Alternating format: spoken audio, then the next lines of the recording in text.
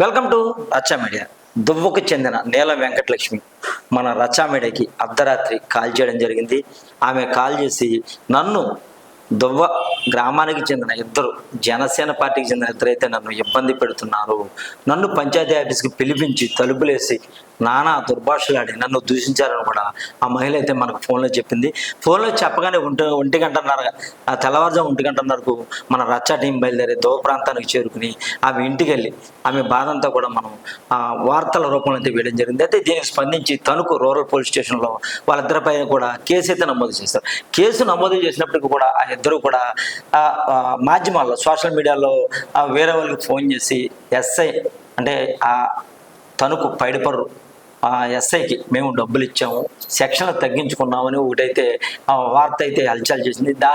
దానికి కూడా ఈ మహిళ ఎవరైతే ఉన్నారో దువ్వ ప్రాంతానికి చెందిన నీల వెంకటలక్ష్మి చాలా ఇబ్బంది పడుతున్నామని కూడా ఆమె అయితే మంగళగిరి జనసేన పార్టీకి తీసుకెళ్ళి అక్కడ జనవాణిలో నిన్న కాక మొన్న అయితే ఆమె అయితే ఒక ఫిర్యాదు అయితే చేసింది. ఆమె అయితే ప్రస్తుతానికి మన రచ్చా మీడియా స్టూడియోకి అయితే వచ్చింది. ఆవిడని అడిగి మరిన్ని విషయాలు తెలుసుకునే ప్రయత్నం చేద్దాం. అమ్మ చెప్పండి, ఏమైంది? మొన్న అర్ధరాత్రి నువ్వు కాల్ చేసావు, 1 గంటన్నరకి 2 గంటలకల్లా మీ దగ్గరికి వచ్చాం, వార్త వేసాం.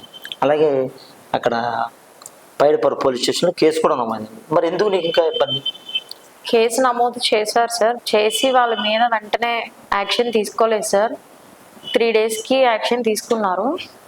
అయితే నేను మళ్ళీ వాళ్ళు మా ఇంటి సైడు బండ్లు వేసుకుని తిరగడం, మా ఇంటి చుట్టూరు తిరగడం గట్టా చేశారండి.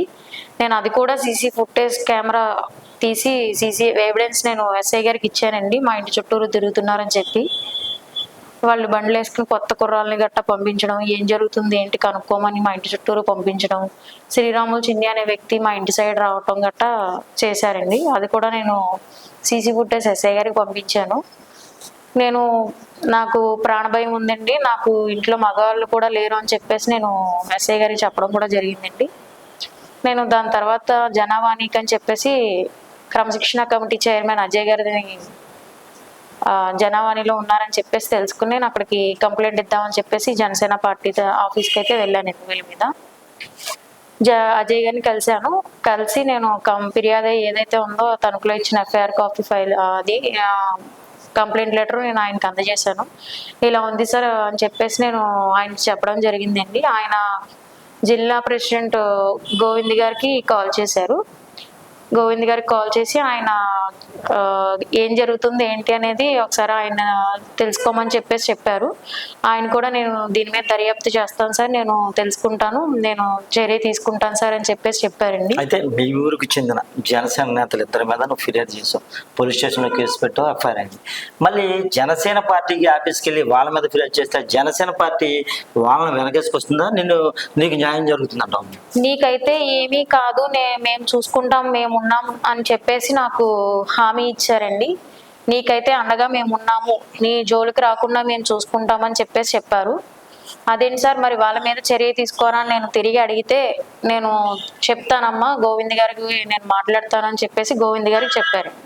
అది ఏంటి అన్నది నేను గోవింద్ గారి దగ్గరికి వెళ్ళి నేను ఆయనతో మాట్లాడి తెలుసుకోవాల్సిన విషయం సార్. అంటే జనసేన జిల్లా అధ్యక్షుడి దగ్గర కూడా నువ్వు వెళ్ళే ప్రయత్నం చేస్తావా? నేను రేపు కానీ ఎల్లుండి కానీ ఆయన అపాయింట్మెంట్ దొరకగానే నేను వెళ్తాను సార్. నేను ఆల్రెడీ కనుక్కోవడం జరిగింది. నేను ఆయన దగ్గరికి రేపు కానీ ఎల్లుండి కానీ వెళ్తాను సార్. మీ ఊర్లో ఇద్దరు మీద మీరు ఫిర్యాదు చేశారు, ఎందుకు ఇప్పుడు కేసు పెట్టారు, పోలీసులు చూస్తున్నారు, ఇంకా నీకు భయం ఎందుకంటే? అంటే వాళ్ళు ఏమన్నా నేను ఇబ్బంది పెడుతున్నారు ఊళ్ళోనే? ఇది ఈ రోజు ఏదో వాళ్ళ సపోర్ట్ చూసుకుని వీళ్ళ సపోర్ట్ చూసుకుని విర్రవీగుతుంది. రేపు మళ్ళీ ఊళ్ళోకి రావాలి, రేపు మళ్ళీ పంచాయతీలోకి రావాలి, ఉద్యోగం చేయాలి, ఊళ్ళోనే ఉంటుంది, దీని గొడవ ఏంటో అనేది తర్వాత చూద్దాం అని చెప్పేసి అన్నగాడికి మాట్లాడుతున్నారని వినిపించాయి సార్. మరి ఊరి ప్రజలు ఉన్నారు కదా, మీ ఊర్లో ప్రజలు ఉన్నారు, మీ బంధువులు ఉంటారు, మా పెద్దలు ఉంటారు, వాళ్ళు ఏం చెప్పట్లేదు? వాళ్ళు తప్పు అని చెప్తున్నారు సార్, అయినా వాళ్ళు విర్రవీగుతున్నారు సార్. మమ్మల్ని ఎవరు ఏం చేయలేరు, మమ్మల్ని ఎవరు ఏం చెందలేరు అని చెప్పేసి విర్రవీగుతున్నారు సార్ వాళ్ళు. డైరెక్ట్ గా నిన్ను ఏమైనా దూషించినవి ఏమైనా ఉన్నాయా నీ దగ్గర ఆధారాలు? నన్ను దూషించిన అయితే ఏమీ లేవు సార్. మా ఇంటి సైడ్ తిరుగుతున్నా అయితే ఎవిడెన్స్ నా దగ్గర సీసీ ఫుటేజ్ ఎవిడెన్స్ ఉంది. మరి తణుకు రూరల్ ఎస్ఐ చెప్పారు కదా, ఏమన్నారని ఎస్ఐ గారు ఏమన్నారు? వాళ్ళని పిలిచి వాళ్ళతో అయితే మాట్లాడారంట సార్. వాళ్ళు నిన్న స్టేషన్కి వెళ్ళారు, నిన్న కాక మొన్న స్టేషన్కి పిలిచారంట సార్. వాళ్ళు స్టేషన్కి వెళ్ళారంటండి. అక్కడ ఏం జరిగింది ఏంటి అనేది అయితే నాకు దాని మీద ఐడియా లేదు సార్, నాకు చెప్పలేదు సార్. స్టేషన్కి అయితే తీసుకెళ్లారంటండి, సంతకం పెట్టి పంపించారు అని తెలిసింది అంతే సార్. తదుపరి ఏం చేద్దాం అనుకున్నాను? నాకైతే న్యాయం జరగాలి సార్. వాళ్ళని అయితే పార్టీ నుంచి కూడా సస్పెండ్ చేయాలి సార్ కంపల్సరీ. ఎందుకంటే ఈ పార్టీ నుంచి రోజు సస్పెండ్ చేయాలి అనేది వాళ్ళు తీసుకుంటారు. అంటే అది చెయ్యాలా వద్దా అనేది వాళ్ళ పార్టీ మనుగడ మీద, వాళ్ళ పార్టీ క్రమశిక్షణ మీద కూడా ఆధారపడుతుంది. అది అది నీ చేతిలో ఉండదు కదా. అవును సార్. మరి ఇంకేంటి నీకేం కావాలి చెప్పు? నాకైతే వాళ్ళు ద్వారాగా నాకైతే ప్రాణభయం అయితే ఉంది సార్. ఎందుకంటే ఈ రోజు కాకపోయినా రేపైనా సరే, నేను సంవత్సరం క్రితం కేసు పెట్టిన దాని గురించే ఈ రోజుకి నన్ను ఇంకా వేధిస్తూనే ఉన్నారు. ఇప్పుడు నేను కేసు పెట్టిన దానికి నన్ను కంపల్సరీ ఊళ్ళో అయితే బ్రతకనివ్వరు, నన్ను అయితే ఇంకా ఇబ్బంది పెడుతూనే ఉంటారు. ఎదర అధికార పార్టీలో ఉన్నామని చెప్పేసి ఇప్పటికే వెర్రవీగుతున్నారు నెలలు, ఇంకా ఇబ్బంది పెడుతూనే ఉంటారు నన్ను అయితే. ఇది ఇక్కడతో ఆగదని వాళ్ళు ఇంకా ఇబ్బంది పెడుతూనే ఉంటారని చెప్పేసి నేను చెప్తున్నాను. అయితే అక్కడే ఉద్యోగం చేస్తున్నావు, వెళ్తున్నావు నువ్వు? నేను వెళ్తున్నాను, 2 days నుంచి వెళ్తున్నాను. వాళ్ళు వస్తున్నారా? వాళ్ళైతే రాలేదండి, కానీ ఇలాగా మిమ్మల్ని అదే తణుకు ఎస్ఐ గారిని డబ్బులు పట్టుకొనేసి సెక్షన్లన్నీ కూడా తీయించేసుకుంటాననే వార్త అయితే హల్చల్ చేస్తుంది. అది ఎవరు చెప్పారు మీతో? స్పష్టంగా చిక్కాల వేణుగారే స్వయంగా మాట్లాడారండి. అక్కడ పెద్దలందరిలో కూర్చుండగా కూడా నేను వెళ్ళాను, ఎస్ఐ గారికి ఎంత కావాలి అని అడిగాను, టేబుల్ మీద పెట్టాను, సెక్షన్స్ మార్చేశారు అని చెప్పేసి ఆయన స్పష్టంగా ఆయన నోటితో ఆయన మాట్లాడిన మాటేనండి. ఇదే విషయం ఎస్ఐ గారికి చెప్పారా? ఎస్ఐ గారికి నేను ఆడియో రికార్డ్ కూడా నేను వినిపించడం జరిగిందండి. ఏమన్నారు ఎస్ఐ గారు? మేము మాట్లాడతామని అన్నారండి. దాని మీద అయితే స్పందన ఇలా అన్నారు సార్, మీకు ఒక పవర్ఫుల్ పొజిషన్లో ఉండి మిమ్మల్ని కూడా ఇలా పబ్లిక్లో ఇచ్చేస్తున్నారు సార్ అని చెప్పేసి నేను ఎస్ఐ గారికి చెప్పానండి. దాని మీద ఆయన నేను తీసుకుంటాను, నేను మాట్లాడతానని చెప్పేసి మాట్లాడారు.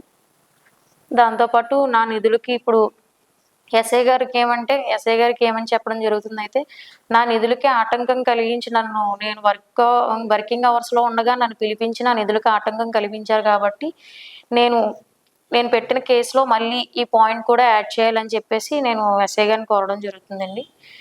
వాళ్ళు అక్రమంగా ఆఫీస్లోకి ప్రవేశించి నన్ను లోపలికి తీసుకెళ్లి తలుపులేసి బంధించి నన్ను హెరాస్ చేశారు. అదే విషయంలో మళ్ళీ నా నిధులకు కూడా ఆటంకం కల్పించారు అని చెప్పేసి నేను ఎస్ఐ గారికి మళ్ళీ ఈ విషయం నేను లిఖితపూర్వకంగా నేను రాసిస్తాను సార్. దీని మీద కూడా నేను ఆయన మీద చర్య తీసుకుని మళ్ళీ నేను మరో కేసు నమోదు చేయాలని కోరుకుంటున్నాను.